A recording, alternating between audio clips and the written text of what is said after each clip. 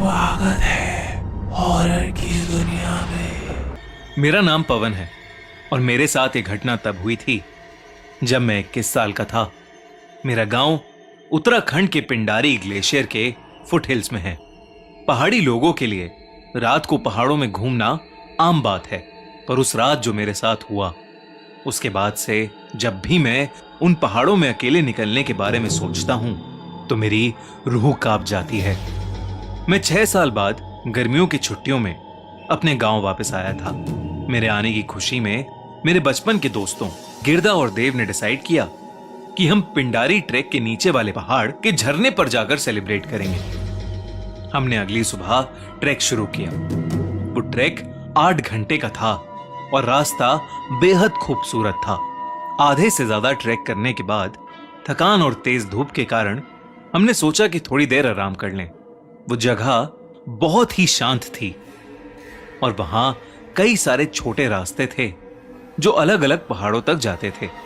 हमने गाने चलाते चलाते लंच किया और थोड़ी देर में ही हमारी आंख लग गई। लेकिन कुछ देर बाद अचानक मेरे कानों में किसी बच्ची की आवाज आई, पापा, और मेरी आंख खुल गई। मैं जब नींद से उठा तो पसीनों से तरबदर था। मैंने देखा कि आसपास कोई नहीं था और शाम भी हो चुकी थी। उस वक्त मुझे वो एक बुरा सपना ही लगा। हर तरफ शांति थी। मैंने टाइम देखा और अपने दोनों दोस्तों को उठाया। हमें सूरज ढलने के बाद रात में पहाड़ों में घूमने की आदत थी, तो हम ट्रैक पर आगे बढ़ गए। हम तीनों ने अपने फोन की फ्लैशलाइट्स और टॉर्चेस जलाने की कोशिश की, पर कुछ ही देर में दोनों की बैटरीज खत्म हो गईं। कोई भी और चारा नहीं था, इसलिए हमने अपने अंदाजे से एक रास्ता पकड़ लिया। हम कई घंटों तक उस रास्ते पर चलते रहे, पर चढ़ाई बढ़ती जा रही थी। रास्ता पतला हो रहा था और हम थे कि झरने तक पहुंच ही नहीं पा रहे थे। पर न जाने वहां की हवा में ऐसा क्या था कि मुझे हर समय ऐसा लग रहा था जैसे कोई मेरा पीछा कर रहा है। लेकिन मैं जितनी भी बार पीछे मुड़ता, मुझे सिर्फ पेड़ और झाड़ियां ही नजर आती थीं। कई घंटों तक जंगल में भटकने के बाद हम समझ गए थे हम सही रास्ते से काफी दूर आ चुके हैं। शायद हम चलते चलते किसी दूसरे ही पहाड़ पर पहुंच गए थे। हमारे शरीर थक कर चूर हो गए थे। हमने एक सही जगह पर अपना तंबू लगा दिया, लेकिन तंबू लगाते वक्त मुझे झाड़ियों से फिर से एक छोटी लड़की की आवाज आई। ऐसा लग रहा था कि कोई छोटी लड़की मुझे कुछ बोलने की कोशिश कर रही थी, पर मुझे समझ नहीं आ रहा था। मैंने उसे अपने मन का वहम समझा और सीधा खाना खाकर सो गया। कुछ देर बाद मेरी आंख खुली। मैंने देखा कि मेरे शरीर को कोई घसीट कर कहीं ले जा रहा है। मैंने गर्दन उठाकर देखा तो मुझे एक भयानक दानव जैसा एक आदमी घसीट रहा था। उसे देखकर मेरी चीख निकल गई और तब उस आदमी ने मुझे पलटकर गुस्से से देखा और अपने पंजों से मुझ पर वार कर दिया। तभी अचानक मेरी नींद टूटी कि मैं अपने टेंट में ही लेटा हुआ था। जो आग हमने लकड़ी से जलाई थी वो बुझ चुकी थी, पर अभी सुबह नहीं हुई थी। मेरी नींद उड़ चुकी थी, लेकिन मेरे बगल में देव आराम से सो रहा था। पर गिरदा टेंट में नहीं था, वो गायब था। मैं अपने टेंट से बाहर निकलकर गिरदा को तलाशने लगा कि तभी मुझे देव की चीखने की आवाज आई।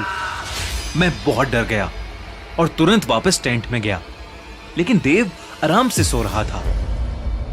मैंने देव को जगाकर उसे सब कुछ बताया और तभी हमें टेंट के बाहर एक परछाई दिखी। वो परछाई ठीक उसी भयानक दानव जैसी लग रही थी जैसे मैंने सपने में देखा था। देव की डर के मारे चीख निकल गई और उस दानव ने अपने पंजों से उस टेंट को चीर दिया और उस फटे हुए टेंट से अब वो साफ साफ दिखाई दे रहा था। एक बेहद डरावना चेहरा जो शायद सड़ गल चुका था। लंबे लंबे बाल और उससे भी लंबे उसके पंजों के नाखून, उसके नुकीले दांत और गुस्से से लाल आंखें। वो कोई जानवर जैसा नहीं लग रहा था, पर ऐसा लग रहा था जैसे कोई एलियन हो। हम जैसे तैसे करके उस टेंट से बाहर भागे। हमें कुछ भी समझ नहीं आ रहा था कि आखिर हो क्या रहा है, पर हम भागते रहे। थोड़ी दूर पर हम एक अजीब से रास्ते पर पहुंच गए। रास्ता बहुत पतला था, पर हम बार बार फिसल रहे थे। मुझे भागते हुए ऐसा महसूस हो रहा था जैसे कुछ नुकीला बार बार मेरे शरीर पर लग रहा है। लेकिन हम भागते रहे और कुछ देर बाद झाड़ियों के बीच जाकर गिर गए। उस वक्त तक सब शांत हो गया था और वहीं से हमें नीचे कुछ ही दूर एक गांव दिख रहा था। हमें अपनी जान बचाने के लिए उस गांव तक पहुंचना था। तब मेरी नजर देव की शर्ट पर गई। उससे खून बह रहा था। उसी तरीके से मेरा भी खून बह रहा था। हमारे शरीर पर सैकड़ों कट्स लगे हुए थे। ऐसा लग रहा था कि जैसे किसी ने हमें बुरी तरह नोचा हो। तभी हमें उसी दानव की गुहार सुनाई दी जो झाड़ियों के दूसरी तरफ से आ रही थी। हम अपनी बची कुची जान लगाकर वहां से भागे। हम तब तक भागते रहे जब तक हमारा शरीर बेजान नहीं हो गया। हम दोनों बहुत बुरी तरीके से घायल हो चुके थे और हमारे दोस्त गिरदा की भी कोई खबर नहीं थी। तभी मुझे ऐसा महसूस हुआ कि कोई हमारी तरफ आ रहा है। मैंने देखा तो वो एक बकरी चराने वाला था। उसने हम दोनों की ऐसी हालत को देखकर शोर मचाना शुरू कर दिया और कई गांव वाले वहां आकर जमा हो गए। उन्हें देखते ही मानो हम दोनों बेहोश ही पड़ गए। पूरी एक दिन की बेहोशी की हालत में रहने के बाद हमें होश आया। हम दोनों के शरीर पर पट्टियां बंधी थीं। वो गांव के मुखिया का घर था। होश में आते ही हमने उन्हें सब कुछ बताया। जब हमने उन्हें वो सब बताया जो हमारे साथ हुआ, तो वो थोड़ी देर के लिए शांत हो गए।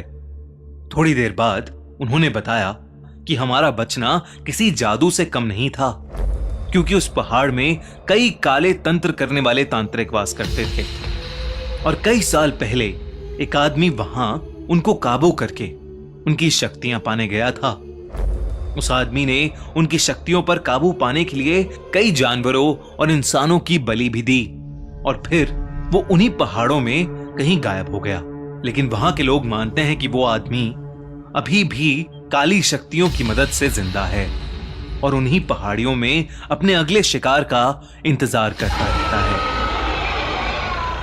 मुखिया ने बताया कि गांव की एक लड़की खेलते खेलते वहां गलती से चली गई थी और फिर वो कभी नहीं लौटी। माना जाता है कि उस आदमी की आत्मा ने वहां उस लड़की की बलि दे दी और आज भी अगर कोई वहां जाता है तो उसके साथ भी वही होता है। उस मुखिया की बात सुनकर हमारा दिल दहल गया। हम तो बच गए थे, लेकिन उस दिन के बाद से हमने अपने दोस्त गिरधा को फिर कभी नहीं देखा। उसका सदमा आज भी हमें सताता है। मैं अब कभी भी अनजान पहाड़ों में घूमने नहीं जाता और खुद से ऐसा कोई रास्ता नहीं पकड़ता जिसके बारे में मुझे पहले से पता ना हो। अगर आपको ये वीडियो अच्छी लगी तो हमारा चैनल सब्सक्राइब करना बिल्कुल मत भूलना।